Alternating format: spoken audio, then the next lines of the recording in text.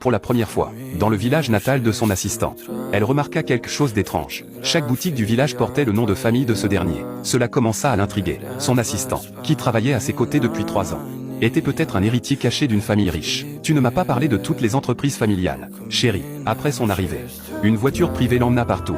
Et pour arriver chez lui, il fallut même prendre un hors-bord. Lorsqu'elle vit enfin de ses propres yeux le manoir de son assistant, elle en resta complètement muette. Ce qu'elle n'avait jamais imaginé, c'est que ce voyage inattendu à la campagne changerait le reste de sa vie. Margaret était une cadre dirigeante dans un journal, gagnant plus d'1 million de dollars par an. Sa position dans l'entreprise était extrêmement puissante, juste après le propriétaire, mais son image forte et dominatrice lui avait valu un surnom secret parmi les employés. Il l'appelait « la sorcière ». Andy, de son côté, n'était qu'un simple assistant. Il se donnait à fond chaque jour pour son travail, devait rester constamment derrière Margaret, et courir 10 pâtés de maison chaque matin, pour acheter le café exact qu'elle désirait. Si Andy achetait le mauvais café, Margaret le faisait travailler tard le soir en guise de punition. Andy avait enduré cela pendant 3 longues années. Pendant ce temps, il n'avait presque pas eu de vacances. Peu importe l'importance